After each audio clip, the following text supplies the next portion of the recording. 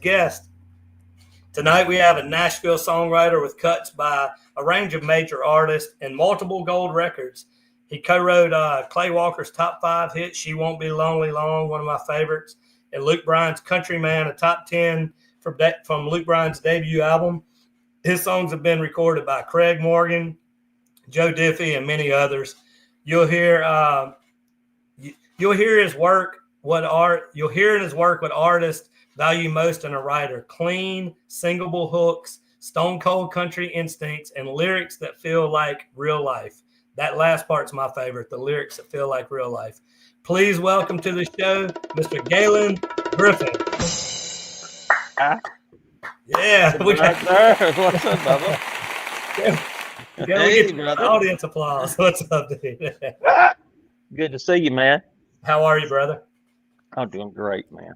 Oh, man. I didn't realize some of them people from Louisiana. I was like, whoa. That's why we decided to do this, man, because we started thinking, man, there's so many people from Louisiana, and these Louisiana people have accomplished so much. And yeah, man. People just don't know. Look, to be honest, I'm learning every week. Before we came on, you were telling me stuff, and that's what we're doing. We're trying to put it all under one umbrella so we can share with the world. I've been knowing Laney since she was born. Literally. Now she's just Laney, right? Oh, yeah. You don't even have to have a last name anymore. Oh, yeah. I literally been knowing she was born. Period. Did you have any idea that she was going to do this? Oh, yeah. Absolutely. Yeah, I did shows with her when she was 12. You had a feeling she was going to be a star? Of course. Oh, I knew it. There wasn't no doubt. You couldn't stop her, Bubba. And whatever it is, she got spades of it. You just got it. I knew it back then. Wow. Plus, it's that attitude, brother, of I'm not going to stop until I kick the door down. And that's how you pull it off. She's definitely got that kick-ass attitude, man, and that'll get you a long ways in life. Yeah, that's it. I ain't going to lie to you. That's what you got to do. I remember going to the 2019 CMA Fest, and took my girlfriend, Melissa, and I said, hey, I want you to come listen to this girl from Louisiana. And I was like, she's going to be a big star. And, she's a monster. And we went over there, and she goes, oh, she's really good. And it wasn't 6 months later. And I said, remember her? She's like, unbelievable. You called it. Unbelievable. Like, yeah, it was too hard to call, though. Yeah, it's unbelievable. She's great. I love her family. And yeah, I've been knowing her for years. Yeah. I'm old, man. You got to remember that. I mean, well, before we get started, man, I want to say thank you for coming out and playing at our Louisiana Country Music Mardi Gras takeover back earlier this year at the local, man. That was a real treat for us to have. Oh, brother, man, I had a ball, man. When we sent you the invite and you said, yeah, we were really excited to have somebody like you to come out and play with us, and that was a great night, man. There was a lot of talent. I had a ball, brother. I had a ball. Oh yeah, man. Then I made friends, you know. I'm talking about CJ. I'm writing with him tomorrow. Are you? You and CJ? Yeah. That's crazy. Yeah. You guys writing in town, or are you doing virtual, or? It's here in town. Okay. It's our first writes tomorrow. But I met him there. I had no idea. He was from Louisiana. Okay, I thought you knew him before then. Okay. Wow. No. And I know that. Can I say Dylan Scott's real name on here? Can I say Dylan Scott's real name on here? Oh, that's on you. Yeah, I've been knowing that kid his whole life too. He's a kid. Yeah. Oh yeah. I know his daddy too. Yeah, they're all just. It's fun to see so many Louisiana people just doing things. Oh man, it tickles me to death. You know, it does. Andy Grigg, you know, I love him to death. He's my boy. Yeah. He's doing great still, obviously.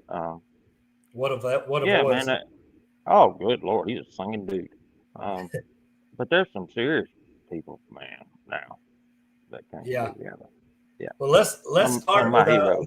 Let's start with another great songwriter, man, right here on the other side of the screen with me.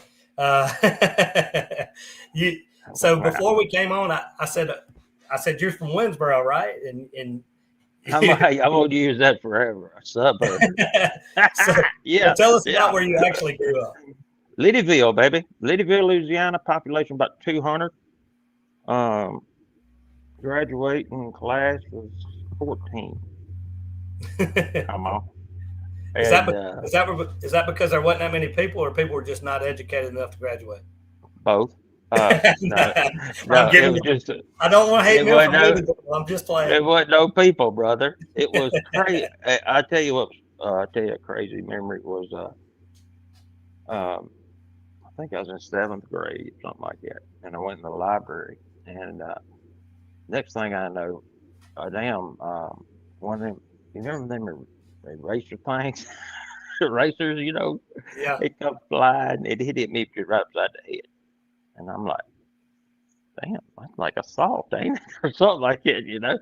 And she said, "Hey, you Carolyn's boy," and I went, "How do you know that?" And I taught her. I'm like, "Huh? You taught my mama?" I'm like, "Oh hell, I can't get away with nothing." Yeah, that's that's when what them did. you realized how small it was, huh? You better believe it, brother. It was small, so but I We had enjoyed it, man. we had our Golly, I buddy wish.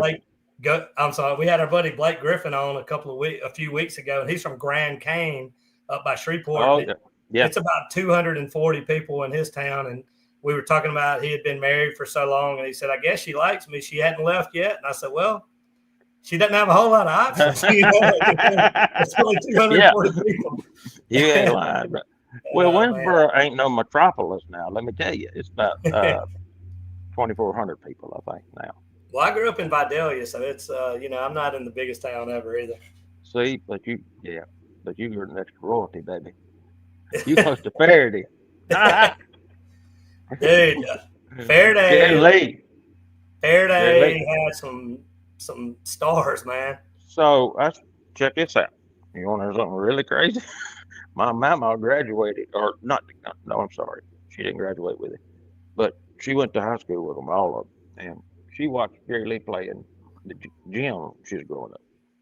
My mama told me them stories. I'm like, what? You what? Yeah, yeah. Oh Well, yeah. And I have been fortunate enough to become good friends with his widow, Miss Judith. She lives. I actually live here in Natchez now, and she moved here to Natchez, and me and her have become buddies. And it's just oh man, she's such a sweet person, and she tells me those stories, and it's just great to hear. But I man, you love talk about a Jerry Lee. legend, man. Dude, I ain't gonna lie to you now, and I'm pretty picky. I ain't gonna lie to you now. I'm just a country music snob. I am. Um, Jerry Lee's in my top five favorite country singers to ever walk. Period. I mean, he's that good. I don't think if people know that, but some it can sing now. Woo. I mean, Yeah. there's some of them What records made like live. Milwaukee famous? Oh yeah, she still comes around. To love what's left of me, Lord have mercy, Jesus, Lord. Oh man, So let me ask some you of them this: records. was that later in his career when he turned country? So Oh no, not necessarily. No, no, hell no. People don't know that. Nope. The second. So here's another thing. I'm not gonna walk in history, but the country music. yeah, Um, I like that. no, his so he cut Crazy Arms was on the back side of that of Whole Lot of Shaking. Oh Crazy wow! Arms. So he was doing country early. Oh hell yeah. He did it with a walking bass line. That's what it was. But crazy. He did that Yeah, he would have instead those. of He would have them he had, moving. oh hell son. Yeah man. And then I mean he was crazy. Do you know how he got how he got signed? No, Oh hell, this is crazy. So I'm gonna have to call Miss Judith tomorrow and say we were talking about this Jerry last so night. this is true. I'm telling you, I know it is. He was in the cotton field and he heard Elvis. And he said, Daddy, I'm better than him. He said, let's go to Memphis. And they sold enough eggs to go to Memphis, right? And he goes and uh, Sam ain't there, and Cowboy Jack's there, and they he says basically goes in there and tells him I'm the greatest dude that ever sang, or something like that. I don't know. And he said, well, Sam ain't here. He said, well, I'm gonna wait. He said, well, son, he said he might be a week. He said, I'll wait. and he stayed for a week until Sam Phillips got there and Wow. walked in there and sang "Crazy Arms Alive" right there. Over. The rest is That's how, history. that's how it happened, Bubba. Yeah, Wow. the killer. Yep, the Yeah, killer. man. So that part of the state that you're from, man, just that whole region up there, you can go back decades, and Oh there's so Lord. much talent, not only artists but musicians and all of that. Well, Pierce, Who are some of those guys, man, in that region that you kind of do looked you up to? remember Webb Pierce? I know him, yeah. I mean, I know of him, yeah. He's from Monroe. I mean, from Mhm. yeah, Monroe. Webb Pierce. He was the in the in the 50s. In Country Music the Hall of 50s. Fame, yeah, Oh Lord, he was the biggest country star there was, like on earth. yeah. Webb Pierce was. Everybody wanted to be Webb Pierce at one time. Wow, He's from Monroe, Louisiana, brother. Oh yeah, yeah, there's a lot of I'll tell you a crazy one. So I've got this friend who's a lawyer. His name's Joe DiGuerrero from Monroe, and so I'm sitting here watching this documentary about Jerry Lee, and I'm telling you, I'm eat up with him, dude. I mean, the some bitch could sing to me now. I love it, and so I'm sitting there, and his guitar player has been there since day one. I mean, Kenny Lovelace. Look at it's just crazy.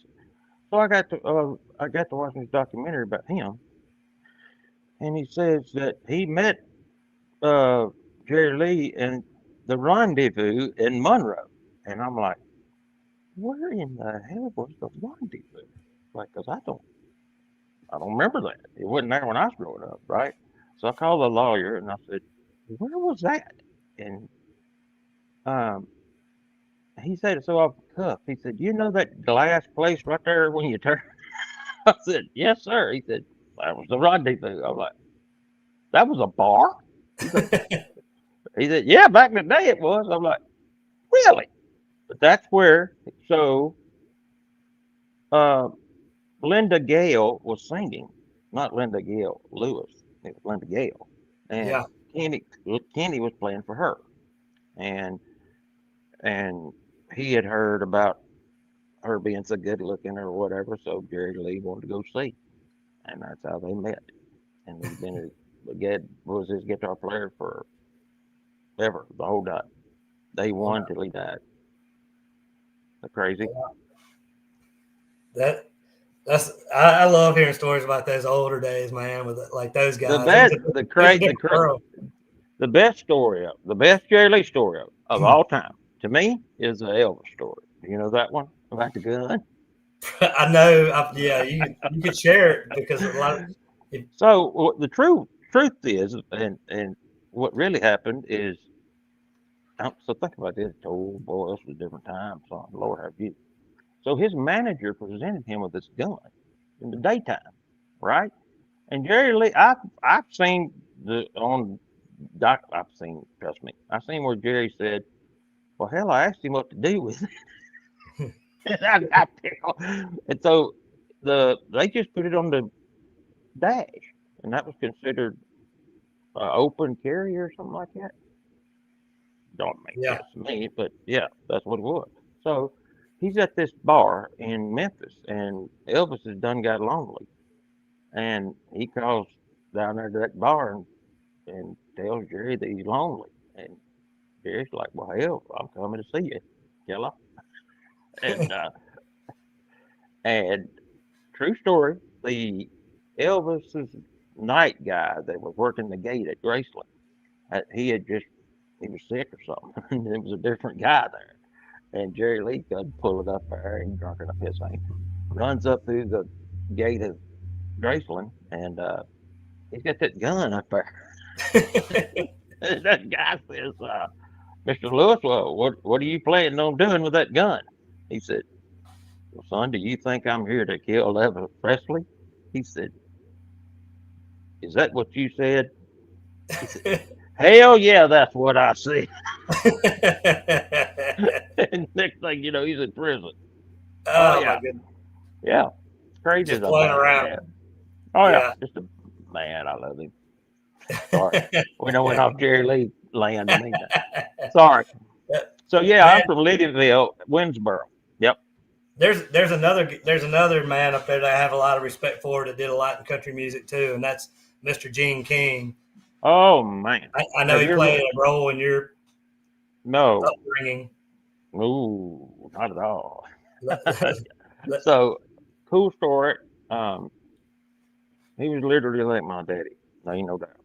So I can remember five years old, and he would back then he was working with Jody Miller. I don't know if you hmm remember her, but I remember pumping gas in his car and seeing those guitars and stuff, right? And so about the time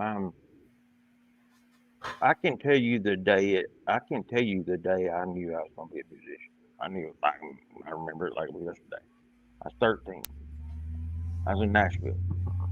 So I've been singing since I was 10 on the road, basically professionally or whatever you want to call that.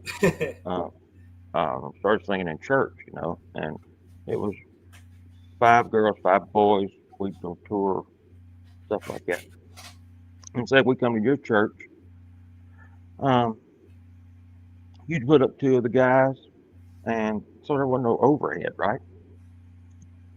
And we'd go tour that on summers. That's what we did, and we got to do a break, and it was in Nashville. And we got to go to Opryland, and brother, I was standing in the line at the Wabash Cannonball. I'll never forget it.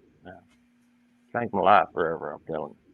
And there was little bitty speakers all over Opryland back there, and it said 2 o'clock matinee Randy Travis and song. I mean, I'm trying to break my damn ankles to get there, brother. I mean that. And I literally got the ticket, walked in, I didn't know no better, walked to the front of the stage and shook his hand. And I was done, son. It was over for daddy right then. I come home, told my mama I was going to college. I knew it. Yep, I'm a Randy dunner. Travis. Oh, yeah. And then, which is crazy, is I was the first guy to ever get to pay tribute to him, too, all them years later. And if you'd have told me that, I would have never we dreamed that. I don't know how long you were able to stay that night that we did the Mardi Gras takeover, but James Dupre is on the Oh, road with yeah, him. he's out there. Oh, yeah, I know Well, James. James was on our last round, and I'm sitting there talking to some guys, and there's four of us standing in a little circle, and we're all sitting there talking about something, and he goes, "Holy shit, that's Randy Travis." We all turned around. There he was. He was just as nice to all of us as he could be. Man, Him and his wife, Mary, I believe, yeah, they Miss Mary. they hung in there for an hour with us after the show and took pictures and just had a good time. And it was just a good. She asked me, was I a stalker? What's that? She said, she asked me, was I a stalker?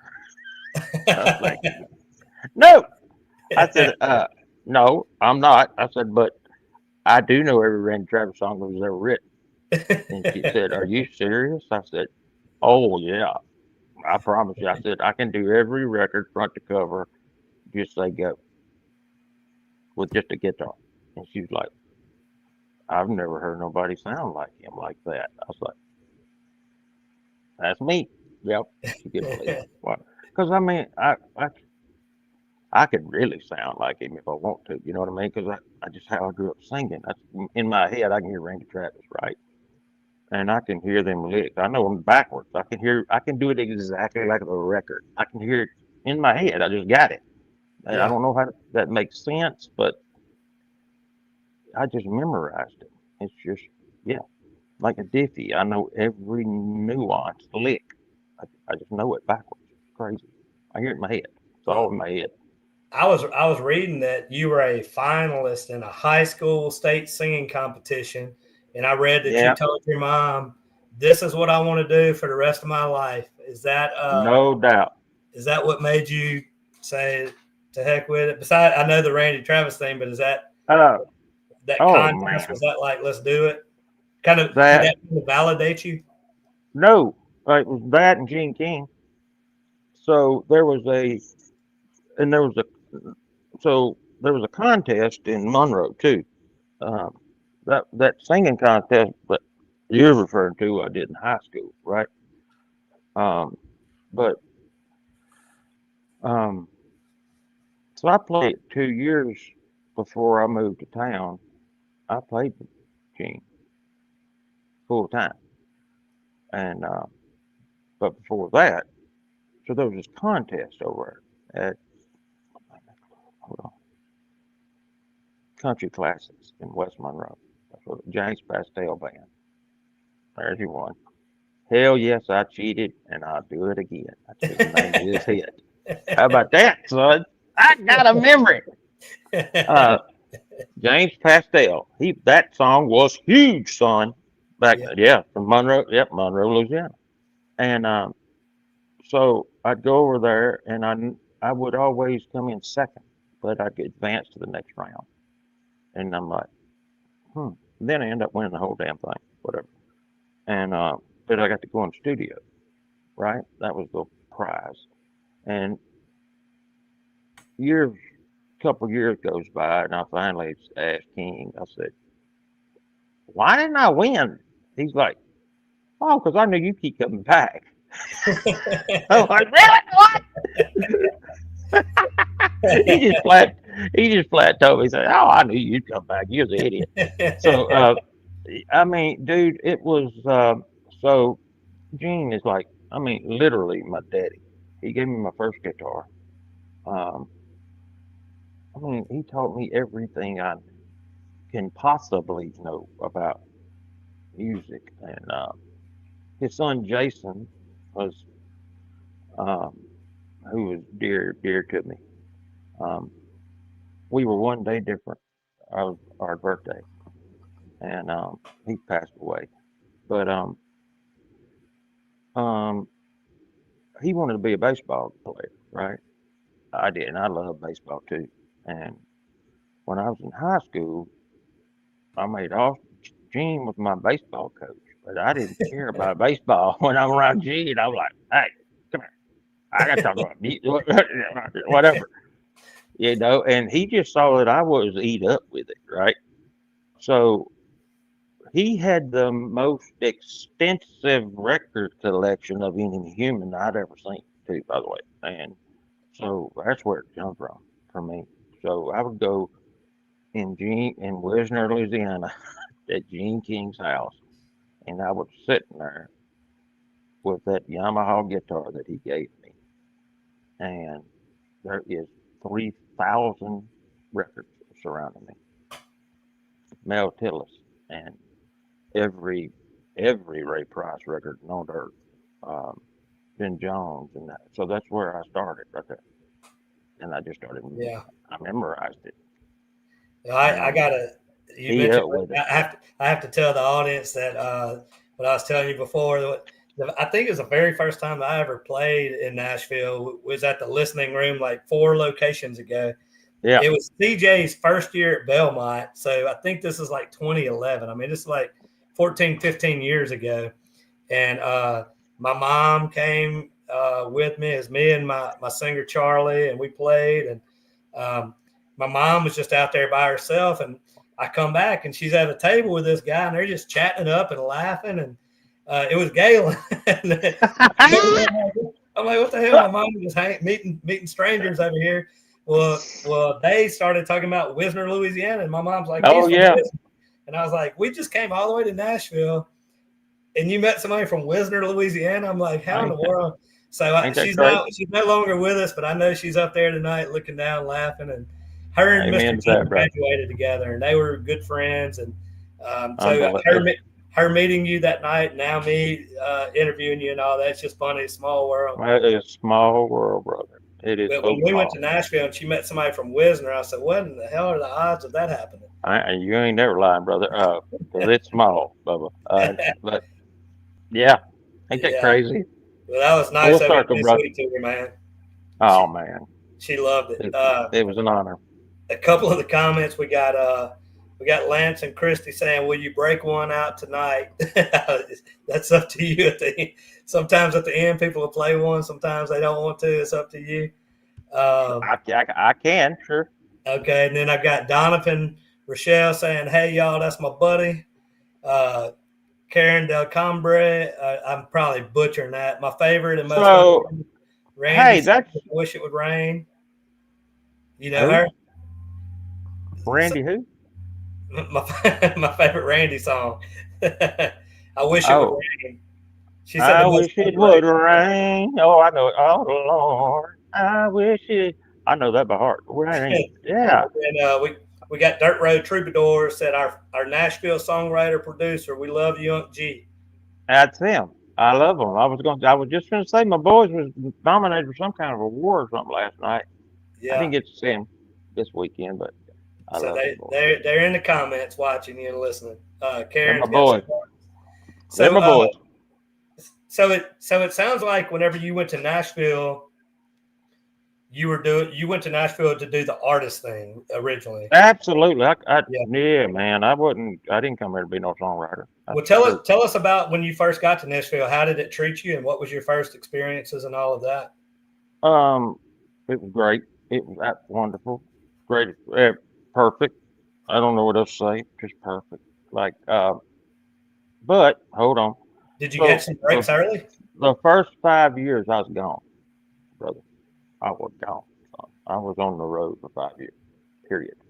So, As an artist, um, or you were playing with somebody? artist doing my own thing. So so I come to Nashville. I get a job as a custodian at Studio 19, and I go in there and I meet this guy named Eric Horner. He was Lee Greenwood's band leader at the time. He was a session guitar player, and he was doing something else. Um, oh, and he was doing the band thing. And I don't know. He just literally said, "Hey, man, do you want my band or want my dates?" And I went, "Yeah." And he said, "Well, build a band." And I did. And I took his dates. And that ended up, yeah, 5 years. I played everywhere you can ponder. You can, yeah, everywhere like Tulsa City Limits, Grizzly Roads in Denver, um, what's it called? The Long Branch in Raleigh, the Maybe Center in Tulsa. I played everywhere. It's crazy. Yeah, I did that for 5 years and opened up for everybody you can ponder. The coolest one, this one's crazy, but it was fun. I promise. And I'm sure it wasn't I the was only crazy one. uh, I was in where was we at? I was in Albany, Georgia. That's close where Luke's from. Um, which I can't remember the name of the bar, but I remember it was on for like it was a Saturday night, and the booking agent called me and he said, "Hey, I got you a date next week." I said, "All right, where?" He said, "It's in Oklahoma." I went, "Did you just say Oklahoma?" Like I'm in Georgia or what? I, he said, "Well, it's Monday." I'm like what? I mean, this is Saturday night, man. You know, and he said, "Well, man," he said, "It's from Earl Haggard." I was like, "Oh, I'll be there." I mean, look, brother, no, I mean, so I called my mama and I told, uh, that's got to be the one of the greatest memories ever, right there, of just, Freaking Merle. oh man, with the strangers. And I think I'm not sure, but I think my best friend in the world besides Joe Diffie is my songwriting brother, Buddy Owens, was in the audience watching me. I think because he went and seen that show. I'm pretty sure. I but we yeah, which is fascinating in itself. Another small world moment. But yeah, I was like 25 or something like that. And what made me quit was Andy Griggs. Honestly, when Andy got signed, I was like, well, I got to get signed now. I can't do it. I can't let him beat me. So did you know And Andy? Because I mean, I know he's from up that area. oh yeah, So, yeah, oh so yeah, you knew Andy. oh yeah, yeah, yeah. And I've been on him 30 years. Um, and then I love that song too. She Will Never Be Lonely. Oh, Yeah, ooh, he's a great. singing dude too. And Yeah. so that's when I just decided, no, I'm gonna move back, or I'm gonna stay in town and I'm gonna hit it. And then that's when Lonnie Wilson took over, and I ended up with basically I had 3 record deals in my life. They just didn't work. 2 country, and if you knew how many times I've been told that, it just fascinates you. It blows your mind. But I'm one of these guys like, there's another way to skin a cat, right? So I knew every songwriter that ever wrote every song ever. I mean, I knew them, like, brother. I knew Larry Cordell. I mean, I knew Larry Shell. I knew Roger Burrow. I knew Jim McBride. I knew all these people. Like, I mean, I knew who they were, right? I just got to figure out how to get in the room with them, right? Hmm. Singing, one. That's the one way I know how to do it, right? And so I made the best deal of my life. I was probably, I don't know, 25, 26, somewhere around there. And I was playing Legends down there in Nashville. But a week prior, I just did the biggest showcase of my life in Georgia. And I mean, I had everybody in Nashville down there.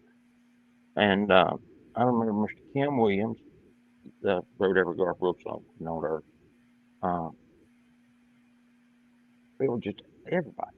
Diffie's managers, and Doug Johnson, um, just all kind of people. And then I remember Mr. Kim said, "Why don't you just sign this kid?" You know, and Doug, he's too country. I'm like, interesting. Well, obviously he didn't sign. And the next week, I'm telling you, I'm at Legends, and him and his wife walk in, and his wife thinks I'm like one of the greatest country singers ever, or something like that. And um, I swear to you, I can remember the song she requested. I can remember. I know what it was. It's "Bitter They Are, Harder They Fall." Gallon Brothers. And I just smoke rolled that thing real quick, you know. And then I get off and I start passing the tip jug around, and I go up to Johnson, and she said, his wife, she said, "Why don't you just give the kid a record deal?" He said, "No, too country." I was like, "Tell you what." I mean, in an instant, I mean, that's how my mind works too, I guess. But in an instant, I just went, "Tell you what, brother, here's what I do. You'll never see my name come across your desk again as a singer. If you're gonna write songs for me. Deal?" He says, "Yeah." That's when I started writing songs. On the spot. Right there. That's how I did it. Right there. That's what I did. I swear to God. Yep. I'm assuming you sang a lot of demos. Oh yes. Tons. And that's Lonnie taught me. And Diffie. I mean, I was around the greatest ever. Diffie, he's probably the greatest demo singer that Nashville ever saw. I know he's the most recorded back then, but it was only 2, him and Trisha. I've got some things in my phone that would blow your mind with Diffie singing, like the original songs, like "Born Country," the old Alabama song. Yeah. I got it. Of you singing or Diffie singing? Diffie. Diffie did the demo. I got the demo, Bubba. I Wow. got the demo of Is It Gold here. Might be my most prized possession. I mean that. Yeah. It's just Diff on the guitar, and he literally says, "Y'all ready?" And I mean, my godson, he just blisters that son bitch. Just one take, good night, Irene. I'm like, holy shit, my boy can sing. That's one Yeah. of those that'll get you in the gut if you catch it at the right time. son. So he just or the wrong time, however you want to look at it. If you catch that song and you ain't ready, it'll get you. He nailed it, man. He nailed it. My brother nailed that song. Hold it home. So yeah, and then I just buckled down, brother. Started writing, you know. And I didn't know. Obviously, I didn't know Luke was going to be a superstar, which he is. But I was on the first record, which was, I just got a gold record for it 10 years later, or something like that, because all them other ones were quadruple platinum. His first one was. Ain't that crazy? Yeah. And then the Clay Walker deal, brother, I didn't know if you'd, and I'm being honest as I can be. I'm at the ASCAP Awards, and they come up to me, and I'm getting an award for Luke, and which is cool, all that good stuff. And some guy, John Ozier was who it was. A guy, he come up to me, and he said, "Hey man, congrats, you got the Clay Walker." I'm like, "What are you talking about?" Because I had no clue now, and I had everybody in town looking for it too. I had Diffie begging me for it, Montgomery Gentry begging me for it. So I knew it was something, but I didn't know about Clay Walker. And I went home and I wasn't happy. I cried because I was like, I just lost my song. I thought that. 56 weeks later, I was like, holy. Yeah, I just didn't know, man. It's the biggest song of his whole career. Yeah. Period. It's huge. Nobody. Yeah, it's unbelievable. It's number one Spotify, number one Apple, number one everything. I didn't know that, man. It didn't go number one. Yeah. But the song crazy, man. The song that was number one was better. I'll tell you that. The House Built Me. Is that what it was? Because it's all about timing, man. You've got. We were talking about songs one day that never went number one, and it was always just like behind something, and just like it's behind a monster. Yeah, one of them is going to be a number two song. One of them's got to be number two. Yeah. But it's just but honestly, it's just a ribbon and a blue ribbon. That's all it is, honestly. Because money's the same. Yeah, that's right. It's the same. It really is. Yeah, if you got to pick one, I'd rather have the green than the blue ribbon. Yeah, once you get in the top five, it's about the same. It don't matter no more. Yeah. Tell us a little bit about that song. Tell us a little bit about how that song came to be. She Won't Be Lonely Long. You wouldn't believe it, but swear it. Swear it. So, one of my songwriting heroes is Kerry Kirk Phillips, right? He gave me one of my first publishing deals. He wrote all the Joe Diffie monster hits, all of them. So, and how I met him, I swear to you, was singing. I went up in the Longhorn restaurant, and I saw him there, and I went to singing Is It Golden here as loud as I could, and as good as I could sing. And I got him to turn around. And I said, "Hey man, you write songs to me?" He said, "Yeah, I'll think about it. Call me." And I went and weed-eated his yard for 2 weeks. And then he started writing. Songs. Swear it. That's what I did. Did you have the idea? Who brought the idea to the room? Route 5, I brought it. Oh, that was all me. So Route 5 is a great song. Is that one that y'all wrote together? Me and Kerry Kirk. Yeah. Yeah. So you played that night at the songwriter round at our Mardi Gras takeover. You played that one, and I was talking to somebody, and I had to be rude, and I was like, "Hey, dude, you're gonna have to hit me in a minute." I was like, "I got to listen to this." Man, that one, Tiffy, man, he smoked it. And tell me a little bit about that song, man, because that's that's one of those songs that seems like everything in there. Route 5? Yeah. The only song, swear to God, only song that I ever wrote in my life. That I guess I was thinking. So if I took you there, it's my mama's house, is what it is. It's Route Mama 5, Mama's house. box 109. Is that the name of the song? That's my mama's address. But I'm thinking about my mama's house. Is what I'm really thinking about. Is because all them pictures I'm trying to paint, I'm painting that's my mama's house. It's not my mom. That's not where I grew up. It's my Yeah. mama's house. But I use my address.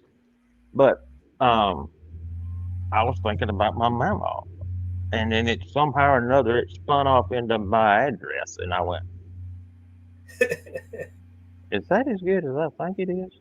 And then it's the only like I swear it's the only song I'm in. So then I get in the shower, and I mean, brother, it was like God parted the waters or something, and I screamed out to my wife. I said, "Get a piece of paper and write everything I'm saying down. I ain't gonna make no damn sense, but trust me, write this down." And it's the only time that's ever happened. And I mean, she was writing it. It was just coming out of me so fast. And she just wrote it down. And then I just walked outside. I thought I'd get a shower. And so I got it in my head, too, if that makes sense. Like I heard it all. Like it just, Yeah. I heard it all. Like Yeah. I was like, I I know, yeah, I know that sounds crazy, but I heard the whole damn song in my head. I was like, holy, is this like what? Yeah. And so, once I started writing it down, so then I got to call KK, and then he's a hook guy, right? Trust me, that was KK, and I knew it. I was waiting on him to say it. What's the hook, or something like that, and I was waiting on him. He and he said, "What's the hook?" I said, "It's my mama's address." I said, "Look, I know you look. Let's don't worry about the hook right now." I said, just listen to what I got." And I started singing um, the first verse, and that was about 11:30. And he said, "Get your ass here." I said, "Yes, sir." So I drove to Hendersonville, spent the night there. We rode on it all night, and then got up next morning, and I think we finished it the next day. I think or something like that. But yeah, it was a crazy one. And then me and Jiffy's playing golf one day, and he just said, "Hey, bub, I'm gonna cut that song you did for your mama." And I went, "Huh?" And yeah, and then Mr. Carl Jackson and Rhonda Vincent sang on a record with him. You know, it's stupid, and that's yeah, one of the biggest honors of my life, man. And then he did one of the coolest things in the world, man. I mean this because, um, brother, I'm from Leadyville, Louisiana. I mean, let's get that straight. I mean, I grew up on a damn cotton picker, and I wanted to never get on another one of them some bitches ever. Bubba, Daddy was done. No, I didn't want none of that. So that's all I ever wanted to do was music. And so, I don't know, it was about 10 years ago now or something like that. But he called me. He said, "Hey," so we had nicknames. And it's crazy, man. Like, I called him Legend. That was his nickname. "What's up, Legend?" He was a damn legend. And he called me Cod. He called me Cod, short for Cod Sack. On that one. That's what he called me. For 25 years, I've heard that. But it was pretty cool that I call him, and he said, "Cod." I said, "What?" He said, "I'm going to Louisiana." I said, "Where in the hell are you going?" He said, "You ever heard of this thing called the Catfish Festival?" I'm like, "You have got to be shitting me." He said, "No." I said, "Man, that's Mama's house." He said, "Are you serious?" I'm like, "No, I'm deadly serious. I'm coming. I'm big. Hold up, my daddy's coming." And so I go get on the bus, and dude, I get off the bus at 6 o'clock in the morning, and I literally walk to Mama's. Walk, crazy. And I told Jeff, I said, "Hey, Bubba, leave Mama a spot, and all that stuff." And of course, he did. And Mama knew him, and which is crazy. Um, that Mama knew him. You know what I mean? Um, but he said, "It's the only time you." So I've got to sing with Diffie. I don't know, 1,000 times, something like that. But I never ever played his guitar, but once, and it was in. So we're playing in my hometown, and he said, "Play that song for your mama." I said, "Huh?" He took his guitar off. He said, "I'll sing harmony." And it was just one of the cool. And my mom, that's in my hometown in front of my mama. You know what I mean? I'm like, Yeah, that's awesome, this man. ain't supposed to be happening, but right, it happened. right there You off the know, side of the road in Winnsboro, huh? absolutely, brother. I mean, it just, I mean, I've been blessed beyond belief when it comes to that kind of stuff. I Yeah, just, that's and I never dreamed it. I did, well, I did dream it actually. Um, and playing the Opry, he made that come true for me. And just, I'll never forget it. Um, if you watch the video of me singing it or whatever, so I'm doing behind closed doors, and I do that big high note like he did, and I just smoke it, man. Get a standing ovation at the Opry, which is crazy. And but I remember in between songs, he you could see it on TV or video or whatever, and he's like, "How you like that, God? Like that?" That's what he said. I said, "If you think I'm leaving this stage, you've lost your damn mind. Kick it off, Wichita." I said, "I ain't leaving, brother." And so, yeah, I did 2 songs with him on the Opry. Just that's my dream. That was my biggest dream. That's why I moved here. You want to know? That was it. I didn't give one shit about writing a song. I wanted to play the Opry because I told my mama wow, I'm gonna dude. play the Opry, and that's the truth.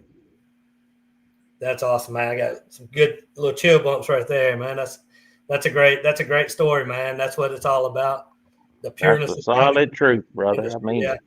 there's so much business in country music, but Yeah, those are the stories that's like the purity of country music. you got that right. Yeah, There's some good people in it, man. And I mean, I met, some of my dearest friends are some of the big songwriters in the world, which blows my mind. That they even know who I am. You know what I mean? It just blows my like Roger Murrah. I talk to him all the time. Do you realize what he wrote? I mean, it just fascinates me that sometimes. You know what I mean? Like, I can't believe people know who I am. But it's just weird, man. It's weird. I don't take it for granted. I promise you. that's I don't. I don't. that's what I was telling Melissa the other morning. Whenever in my intro, whenever I said we might have had too many the other night, she said, "You got a headache this morning?" And I said, "Yeah, but I got a headache with two of the best damn songwriters in the world." You better believe it, brother. I had worse You damn better. headaches.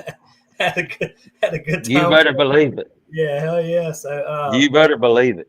I said I don't regret the headache. So had a good time doing it. Listen to some That's good all that stories. matters. That's So, all that matters, brother. for our audience, man, I've just got a couple more for you, man, and then we'll Go let ahead. you go along if you want. But man, for our audience, I always like to kind of show them behind the curtains in Nashville and stuff. Just talk about how competitive it is as a songwriter because you only hear like the good stories, but they don't know you write a damn 1,000 songs and you hope to get a couple out there. Talk about a little bit about how competitive, how hard is it to get cuts in Nashville?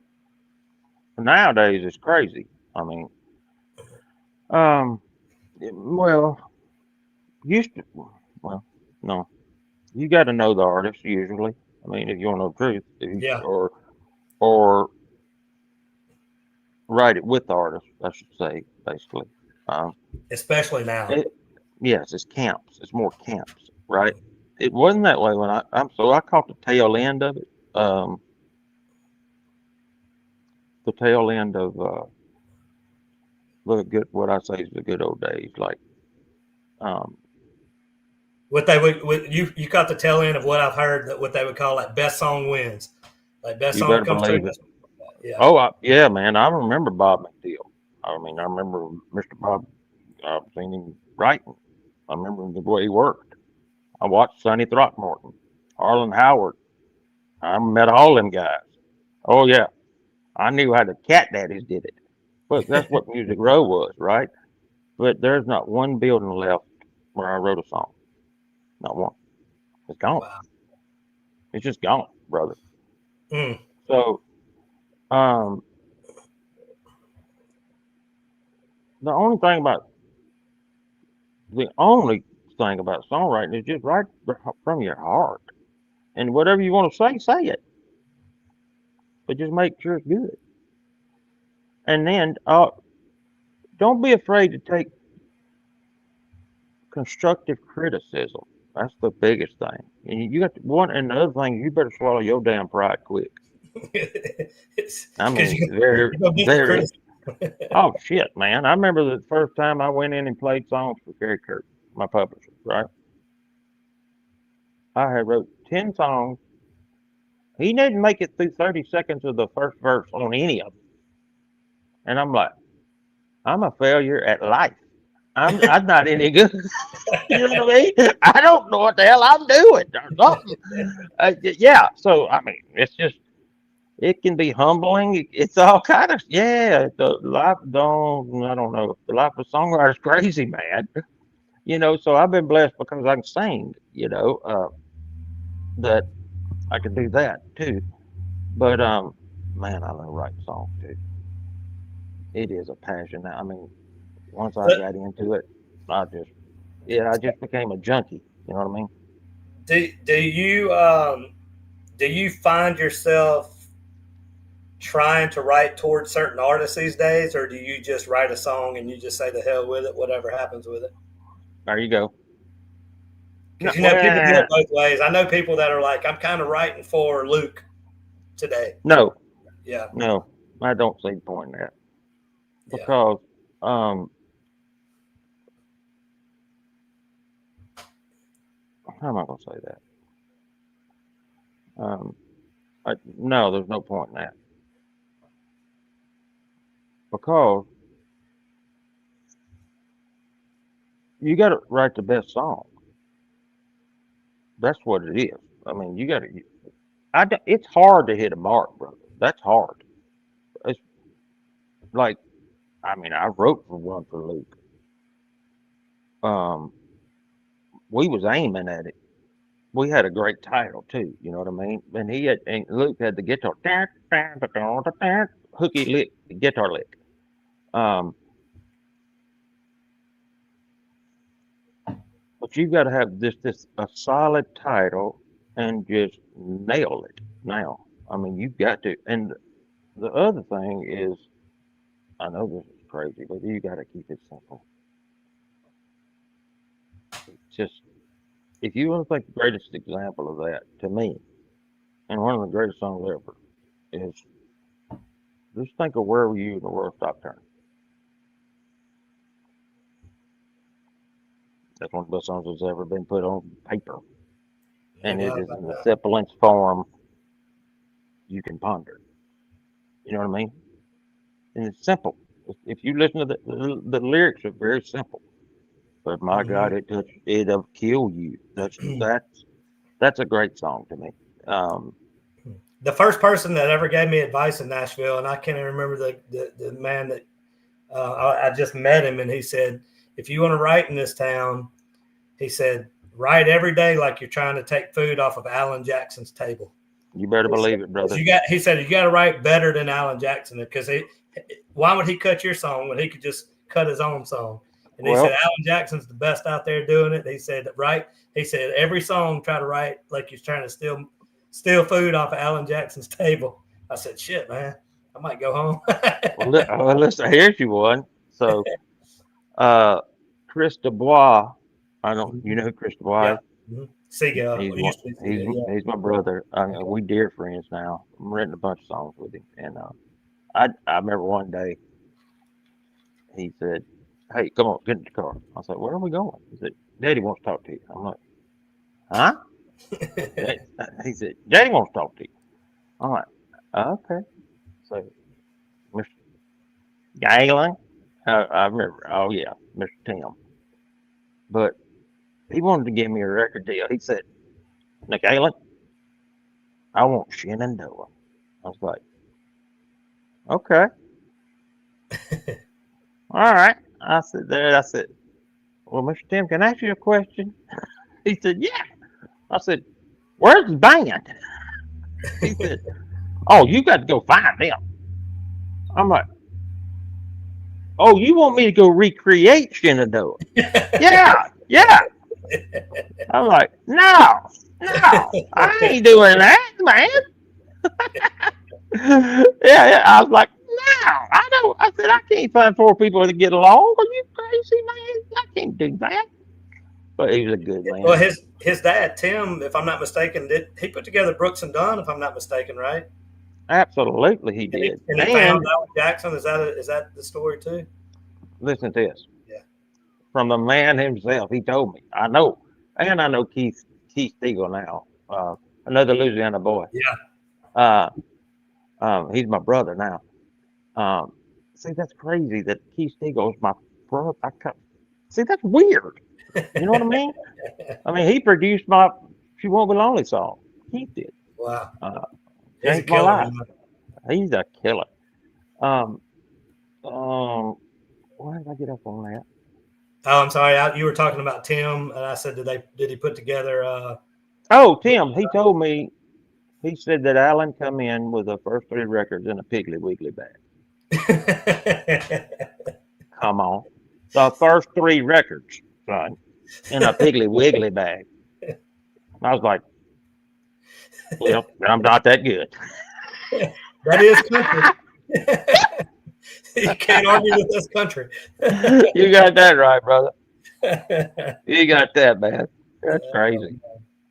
Man, so I guess my last question is what do you think makes a good country song, man? Ooh, put your just heart, brother. If you could touch somebody, I just think that's what makes a great song. A great song, if you touch somebody, you know. Um, that's it to me. I mean, my favorite songs just pull at me. Does that make sense? They pull. They They do move the something. needle. Yeah, There you go. They move the needle. That's it. If you do that, then you've accomplished something to me. Um, and I don't care what it is. You know, if you move me, you got me, son. That's just the way it is. You know, I like every genre there is. You know, as long as it's good, doesn't bother me. yeah. I'm like, I got, yeah. I'm You not that big of a music snob. you want to pick a tune for us, or I could, well, I don't know how, brother, and without losing my headphones, and I don't know how to do all that. you, you don't have a stand, do you? I don't have nothing. I'm just sitting there. No, I apologize to the folks out there, but I would love to, but I would have to disconnect and it'd go to hell in a handbasket in about 10 seconds. We'll have to have you back on. We're actually going to do some stuff in Nashville. We're going to do some songwriter rounds that where we Brother, I'll come there and sing my heart out for you. I promise. we'll do that. Quick speed round before we get you out of here, and we'll let everybody have a good night. Since you're a Louisiana boy, shrimp or crawfish? Crawfish.